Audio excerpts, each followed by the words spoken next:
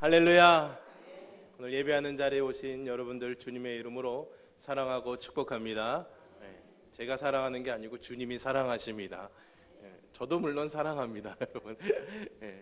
우리 옆에 있는 분들이랑 한번 이렇게 반가운 마음으로 오시면서 인사하셨겠지만 우리 한 번 더 즐거운 마음으로 인사할까요? 주님의 이름으로 사랑하고 축복합니다. 이렇게 앞뒤에 분들하고도 인사하고 그렇게 언제 한번 다 일어나서 돌아다니면서 한번 해야 되는데 하여튼 제가 벼르고 있습니다. 그래요. 퀴즈를 하나 내려고 합니다. 아주 어려운 퀴즈인데 누가 맞추실지 잘 모르겠습니다. 여러분, 이 세상에서 제일 키가 큰 동물이 뭔지 아십니까? 이거 어렵다고 그러면은 기린 같은데 어렵다고 그러니까 기린은 아니겠지 이렇게 생각하시는데 기린 맞습니다, 여러분. 그래요. 긴 목을 이용해서 높은 곳에 있는 나뭇잎도 따먹기도 하고 또 멀리 있는 천적이 잡으러 사자나 이런 것도 맹수들이 오면은 쉽게 발견하고 도망갈 수가 있지요. 다 자라면은 5m에서 한 6m 정도 키가 된다고 합니다. 목이 굉장히 길잖아요, 그죠? 그래서 몸에 있는 심장에서 머리까지의 이 거리가 한 3m 정도 된다고 해요. 사람의 키를 훌쩍 뛰어넘는 거죠. 여러분들 가끔 그런 경험 있지 않으십니까? 오랫도록 이렇게 쭈그리고 앉아 계시거나 앉아 있다가 갑자기 확 일어나면은 머리가 팽 돌면서 막 어지럽지 않습니까? 이게 이제 기립성 저혈압이라는 겁니다. 빈혈하고 비슷해서 헷갈리는 분들이 많은데 오랫동안 앉아 있다 보면은 피들이 이제 혈관 아래쪽에 몰려 있다가 갑자기 일어나면은 심장에서 머리에 보내줄 피가 부족하니까는 머리에 피가 빨리 공급이 안 돼서 잠시 이렇게 현기증이 나는 것, 그게 이제 기립성 저혈압이라고 하거든요. 그래도 우리 사람은 요 심장에서 머리까지가 저야 키가 커서 좀 오래 걸릴 것 같긴 한데 왜 웃으시죠? 그게 다 멀지가 않잖아요. 그래서 빨리 피가 공급이 돼서 금방 돌아옵니다. 근데 여러분, 길이는 3m 정도가 돼요. 그러니까 그냥 평상시에도 심장이 머리까지 피를 올리려면은 굉장히 좀 힘들겠다 싶은 생각이 듭니다. 그래서 기린의 심장은 아주 특별합니다. 크기만 해도 벌써 한 11kg 정도 된대요. 그러니까 우리 아이들 보통 한 3, 4세 정도 되는 아이들 크기가 심장 크기인 거예요. 그리고 머리까지 피를 올려줘야 되니까 혈압도 굉장히 높습니다. 그래서 160에서 260, 사람 몸에서 그 정도 나오면 아이쿠야, 사실 나오지도 않겠죠. 그 정도만 되면 벌써 쓰러질 것 같습니다. 그래서 사실 기린은요, 선천적인 고혈압 환자입니다, 여러분. 좀 고혈압 때문에 고생하시는 분들 그래도 160에서 260 안 되는 거 감사하면서 사시기를 축원합니다. 심장 박동도 그래서 굉장히 빨라요. 1분에 한 170번 정도 뛴다고 합니다. 그러니까 1초에 3번 정도 하는 거예요. 똑딱 하는 사이에 둥둥둥둥둥 이렇게 3번 심장이 이렇게 막 뛰어야 그래도 머리까지 뇌까지 기린이 혈액을 쫙 올려보낸다고 합니다. 하나님이 이렇게 기린한테는 큰 키도 주셨지만 그 큰 키에 맞게 살도록 튼튼하고 아주 강한 심장도 허락해 주셨죠. 그런데요, 사실은 이렇게 머리까지 혈액을 올릴 만큼 강한 심장을 주셨다고 사실 문제가 해결되는 게 아닙니다. 여러분, 기린이 물 먹는 거 혹시 보셨어요? 동물의 왕국이나 이렇게 대공원에 동물원에 가서 보면 기린이 물 먹는 장면을 이렇게 어렵게 볼 수는 있는데요, 제 기억에는 기린이 물 먹을 때 이렇게 합니다. 앞다리를 이렇게 최대한 벌려가지고 몸을 낮추고 머리를 낮춰서 물을 먹어요. 그런데 그런 생각을 해봤습니다, 여러분. 그렇게 심장이 쾅쾅쾅 하면서 엄청난 혈압으로 이 압력으로 머리까지 피를 막 쏘아주고 있는데 그때 기린이 머리를 물 먹기 위해서 땅으로 뚝 떨어뜨리면은요, 안 그래도 그냥 내비둬도 머리가 이제 심장보다 아래에 있으니까 혈액이 빨리 가는데 거기다 센 압력으로 확 밀어붙이면은요, 사실은 그 정도의 남아날 머리가 없습니다. 머리가 그냥 터져버리게 되겠죠. 뇌출혈이 올 수밖에 없습니다. 근데 여러분, 물 마시다가 기린이 죽었다는 얘기 들어보셨어요? 없지요. 죽지 않습니다. 그렇게 혈압이 막 몰아붙이고 피가 막 머리에 쏠리는 그런 구조를 갖고 있는데도 머리를 땅에 댈 때 기린이 죽지 않는 데는 아주 특별한 이유가 있답니다. 기린의 머리에는요, 이 볼 요쪽에 모세혈관 뭉치가 있대요. 사람 어른 주먹만한 크기의 이 모세혈관 뭉치가 있는데요. 머리가 땅으로 이렇게 내려갈 때는 이 모세혈관으로 가는 밸브의 관이 열린답니다. 그래서 머리 쪽으로 쏠리는 피가 이 모세혈관으로 싹 스며 들어가는 거예요. 그러니까 머리에 피가 쏠리지 않아서 죽지 않는 거죠. 터지지 않는 거죠. 그리고 머리를 들게 되면 또 이 밸브가 쫙 열려서 모세혈관에 있던 피가 다시 심장으로 이렇게 정맥을 타고 내려간다는 거예요. 여러분 참 기가 막히지 않습니까? 네, 하나님이 이렇게 기린이 기린답게 살 수 있도록 창조하신 놀라운 능력이 있는 거죠. 우리가 비록 기린의 몸을 이렇게 해부해보지는 않아도요, 사실은 그냥 1년에 4계절이 계절이 맞춰서 돌아가면서 그 절기에 맞게끔 정말 나뭇잎들이 또 우리 자연이 변화되는 것을 보면은 사실은 하나님이 이 세상을 창조하신 그 창조의 능력을 우리가 찬양하지 않을 수가 없습니다. 그리고 그런 것들을 바라보면은 정말 이 세상 만물을 지으신 그 누군가가 있다는 사실을 어느 누구도 부인할 수가 없겠지요. 그럼에도 불구하고 하나님이 없다고 말하는 사람들이 있습니다. 시편 14편에서 성경은 그런 사람들은 어리석은 사람이다 이렇게 말하고 있어요. 하나님이 자연을 통해서 창조하신 섭리를 통해서 이 세상을 지으신 그 조물주이신 창조주 하나님이 계시다는 사실을 우리에게는 언제나 보여주고 계심에도 불구하고 알지 못하는 사람들은 바보 같다라고 말씀하고 계시죠. 반대로 오늘 본문의 1절은요, 그 사실을 아는 사람이라면요 정직하게 하나님을 찬양해야 된다라고 말하고 있는 거죠. 하나님이 계심을, 우리 주변의 삶의 모습들, 자연의 섭리를 통해서 천지를 지으신 분이 있다면은 당연히 그 사실을 외면하지 말고 찬양할 수 있어야 된다. 그것이 바로 정직한 사람이다라고 말해주고 있는 것입니다. 사실 대자연의 아름다움이나 장엄함, 그런 신비로움을 본다면은 우리는 정말 이 배경 안에 창조주가 있음을 인정할 수밖에 없습니다. 우리가 교회 다니지 않는 그냥 불신자라고 할지라도요, 정말 아름다운 자연 광경, 뭐 그랜드 캐년이라든가 나이아가라 폭포라든가 뭐 백두산에 있는 천지라든가 정말 이루 말할 수 없는 그런 압도적인 자연의 경광을 바라보게 된다면은 야, 뭔가 이것을 만든 조물주가 있겠다 싶은 그런 생각이 들기가 마련입니다. 그리고 그런 거 앞에서 자기도 모르게 경건하고 하다 이제 더 나아가서는 신령한 그런 감정마저 느끼게 되지요. 그런데 그런 사람들이요, 다 창조주 하나님을 믿는 것입니까? 그렇지 않죠. 잠깐 그런 자연의 엄청난 그런 규모의 두려움이 생길 뿐이지요. 사실은 돌아서고 나면은 그만입니다. 그래서 그런 사람들은 하나님을 인정하기보다는 그런 것을 이미 외면한 채 그냥 자기의 좋은 대로 살아가죠. 어쩌면은 그 모든 자연의 섭리를 인간적인 생각 안에서 우리의 사고 이해할 수 있는 범위 안에서 그렇게 설명해 주려고 합니다. 하나님을 빼버린 채 말이죠. 그런 대표적인 예가 바로 진화론이죠. 진화론. 제가 여기서 뭐 진화론이 맞고 진화론이 틀리고 창조론이 맞다 뭐 이런 것들을 논리적으로 다 설명드리기는 시간이 부족하지만요, 기린의 이 큰 키에 대해서도 진화론자들은 자꾸만 이 높은 잎을 따먹으려고 하다 보니까 저절로 이가 키가 커졌다 이런 이론을 내놓습니다.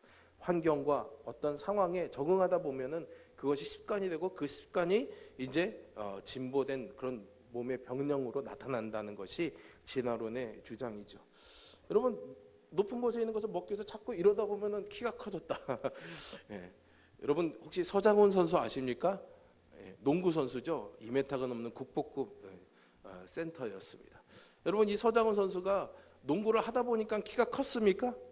그렇지 않죠. 태어나서 선천적으로 키가 크다 보니까는 그 큰 키 때문에 그가 농구 선수가 된 것을 우리는 다 압니다.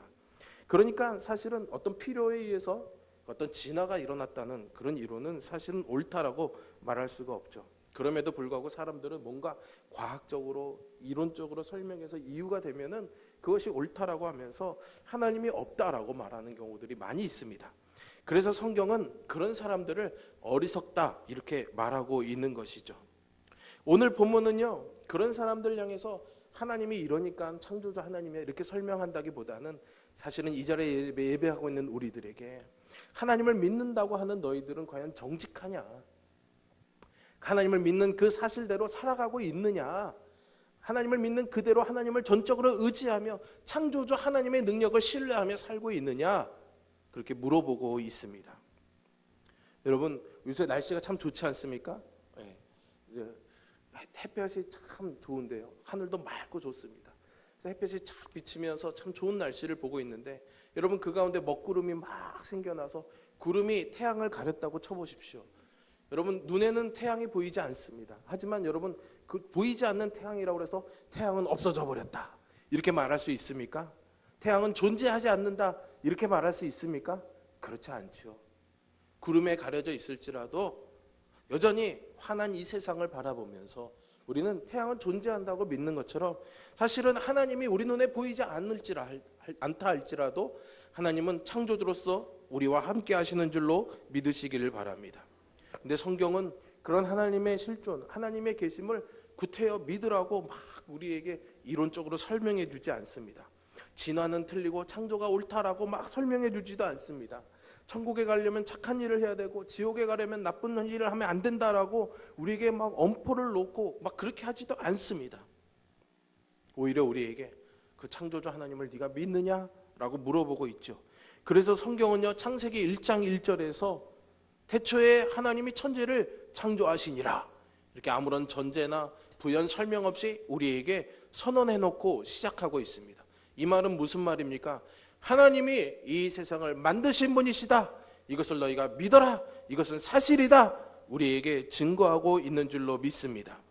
그러니까 그것이 진리임을 확신하는 자에게만 앞에 있는 기린의 예를 들어서 설명하자면 최소한 기린이 높은 곳에 있는 잎을 먹자고 키가 커진 것이 아니라 기린이 정말 그 큰 키에 맞게 살 수 있도록 하나님께서 그의 몸에 특별한 장치를 심어주신 분이시라는 것을 겸손하게 인정하는 사람에게만 하나님이 당신이 어떠한 존재인지 말씀하시겠다라는 것이 창세기 1장 1절의 선언에서 나오고 있는 하나님의 뜻입니다.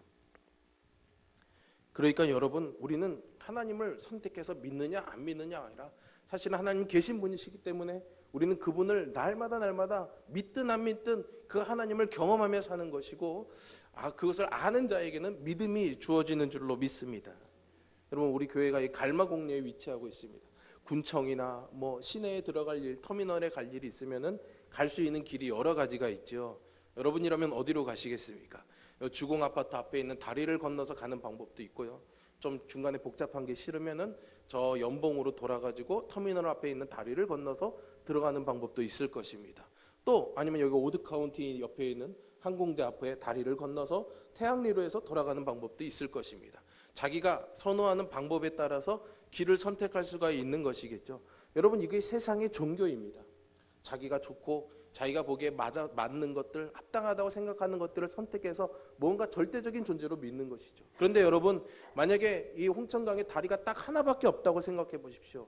사실은 내가 그 길이 별로라고 생각해도 시내로 가기 위해서는 그 길로 갈 수밖에 없는 것이지 않습니까?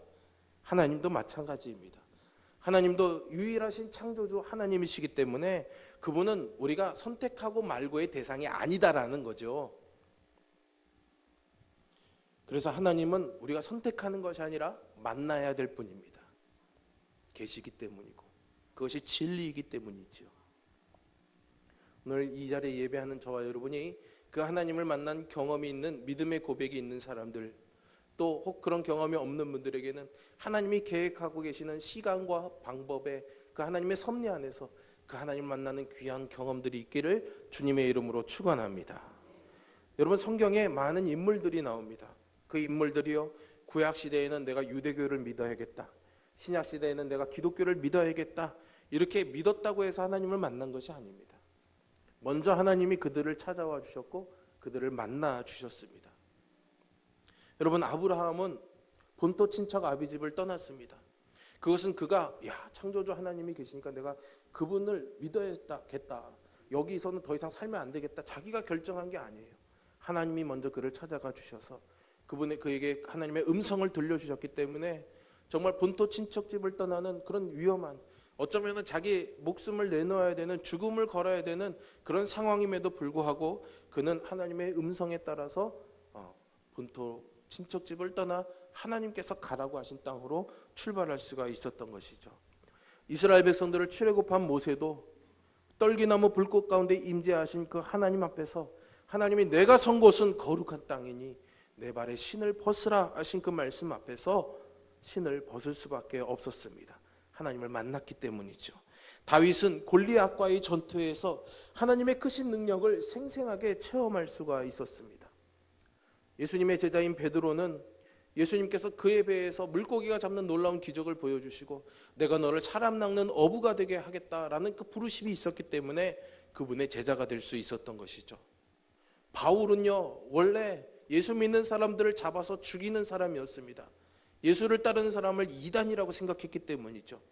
그렇게 예수 믿는 사람들을 잡으러 그렇게 막 뛰어다니다가 다메섹이란 도시로 가는 그 길에서 사울아 사울아 내가 왜 나를 핍박하느냐라고 말씀하시는 부활하신 주님을 만나서 그의 인생이 바뀌게 되었습니다.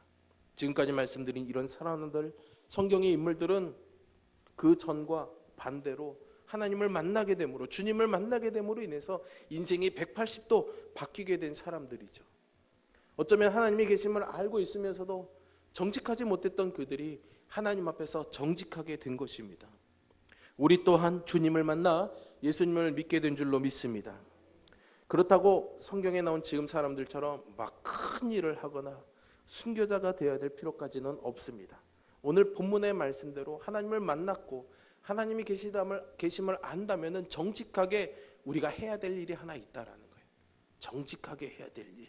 그것은 바로 찬양입니다. 찬양이 뭡니까 여러분? 우리 지금 전에도 임마누엘 찬양대가 아름다운 찬양으로 하나님께 영광을 돌리고 그 찬양을 통해서 우리가 은혜를 누렸습니다. 그렇게 곡조 있는 찬양만이 찬양이 아닙니다. 찬양은 쉽게 말하면요, 야 하나님 좋다, 하나님이 나에게 좋은 일 해주시는 분이다, 이렇게 칭찬하는 게 바로 찬양입니다. 여러분, 그러니까 노래 잘 못해도 여러분 찬양할 수 있습니다. 네. 그렇게 찬양을 하려면요, 하나님을 잘 알아야 됩니다. 잘 모르면서 좋다라고 말할 수 없죠. 그런데 그분을 잘 알려면요, 실제로 그분과 동행하고 교제해야지 됩니다. 그리고 그분께 축복과 은혜를 받아야 되는 것이죠. 그리고 그 받은 그대로를 더 보태지도 않고 뺄 것도 없이 그대로 말한다면 그것이 찬양인 것이죠. 여러분들에게 이와 같은 찬양이 항상 삶에서 넘쳐날 수 있기를 주님의 이름으로 축원합니다. 사실은 우리가 이 예배 가운데도 곡조 있는 찬양도 합니다. 또 어떤 예배에서는 열린 예배, 찬양 예배라고 그래서 막 뜨거운 찬양을 박수치면서 막 심지어는 저 아프리카에서는 막 그냥 2시간 내내 와 이러면서 뛰면서, 제가 못 뛰는 이유는 교회가 무너질까 봐 못 뛰고 있어요. 워낙 제가 무거워서요. 막 그렇게 열정적으로 찬양합니다. 그런 것을 보면서 야 좋다 이렇게 말합니다. 그런데 여러분, 중요한 게 있습니다. 그렇게 열정적으로 찬양한다 할지라도요, 그 안에 내가 하나님을 만난 그런 체험과 나의 신앙의 고백이 일치하지 않으면은 그것은 그냥 우리가 무슨 가요 프로그램 보면서 가끔 막 눈물 흘릴 때 있잖아요. 그런 것처럼 그냥 음악에 의해서 감정이 위로받는 것이고 뭔가 감정이 이렇게 올라오고 뭔가 거기 속에서 그런 어떤 감정적인 정화, 카타르시스를 느끼는 것뿐이지요, 사실은 진정한 찬양이 아닙니다. 그러니까 찬양을 드림으로 인해서, 노래함으로 인해서 뭔가 우리 감정에 막 좋다라고 느껴지는 것, 거기에 꼭 우리가 잊지 말아야 될 것이 진리입니다. 진리. 하나님이 살아계시다는 사실, 그 하나님의 독생자 아들 예수를 보내서 나를 구원하신다는 사실, 그리고 나는 그것을 믿고 그분을 만났다는 진실한 신앙의 고백, 그리고 나와 동행하시는 하나님에 대한 삶의 경험들, 그것을 가지고 고백하며 하나님을 찬양할 때 그것이 진정한 우리의 찬양이요 노래가 될 줄로 믿습니다. 제가 고등학교 때 찬양을 참 좋아했어요. 그래서 매번 막 그때는 워크맨이라고 테이프 넣어서 듣는 거, 그걸 맨날 기독교 백화점 가져가서 찬양 테이프 나오면 무조건 다 사가지고 얼마나 노래를 부르면서 많이 다녔는지 몰라요. 근데 어느 날 되게 좀 창피한 얘기긴 한데, 제가 좋아하는 누나한테 좋아한다고 노래 이렇게 얘기했다가 퇴짜를 먹었습니다. 마음이 얼마나 슬퍼요. 집에 가는 길에 찬양을 들으면서 하나님 내 마음 아시지요 막 그러면서 막 너무 좋았습니다. 근데 그렇게 찬양하면서 가다가 갑자기 마음에 하나님이 야 너 지금 뭐하냐? 나를 찬양하는 거냐? 아니면 네가 실현당한 마음의 위로를 노래에서 받고 있는 거냐? 나를 찬양해야지. 네가 그걸로 위로받으면 어떡하니? 위로는 내가 해주는 거야. 그러시더라고요. 그래서 제가 하나님, 내가 하나님을 찬양한다고 하면서 노래로 내가 스스로 위로받고 있었군요. 넋두리 하고 있었군요. 그렇게 고백했던 기억이 있습니다. 그래 그런 고백이 있었는지 그래도 젊었을 때는 찬양 인도자도 돼보고 그래 찬양 사역을 제가 꽤 오래 했었거든요. 분명히 알기 때문에 하나님이 또 저를 그렇게 사용하신 줄로 믿습니다. 여러분들의 찬양이 그래야 되겠습니다. 우리의 신앙도 그래야겠습니다. 하나님을 안다면, 하나님이 어떤 분이신지를 우리가 안다면 정직하게 그분을 찬양해야지, 어떤 종교적인 모습으로 우리가 뭔가를 얻고 위로받으려고 한다면 그것은 정직하지 못하다라는 것이죠. 오늘 본문의 1절을 다시 보면 찬양할 수 있는 자의 조건과 상태가 이 정직한 것 외에 또 한 가지가 있습니다. 그것은 바로 의인이어야 한다는 거죠. 의인은 누구를 말합니까? 오늘 본문은 시편 33편입니다.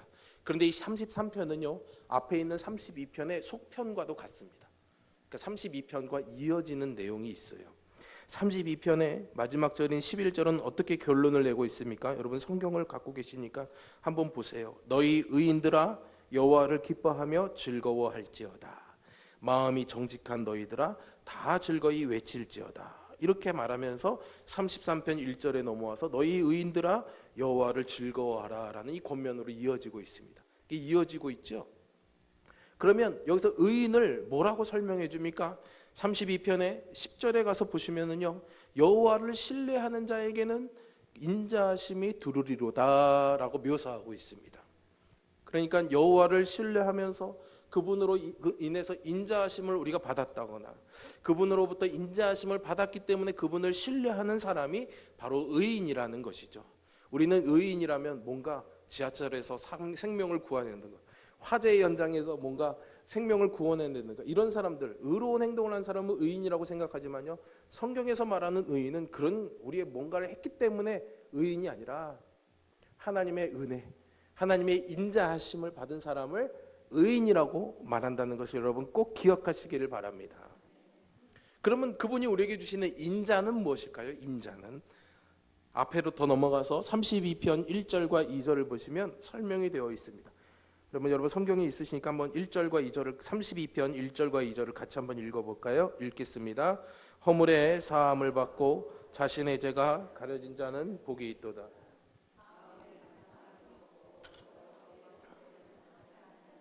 복이 있도다. 아멘. 여러분 이 말이 무슨 말입니까? 한마디로 하나님이 용서하시면, 그래서 하나님이 우리를 당신의 자녀로 삼아주시면 그것이 그분의 인자다라는 것이죠. 오늘 저와 여러분이 이런 하나님의 인자를 모두가 받은 줄로 믿습니다. 여러분 아까도 말씀드린 성경에 그런 하나님을 만난 위대한 사람들이 있지 않습니까? 아브라함 있습니다. 믿음의 조상이라고 우리가 부릅니다. 그 사람 어떤 사람입니까? 흉년을 만나서 애굽으로 갔다가 자기만 살겠다고 어떻게 한 사람입니까?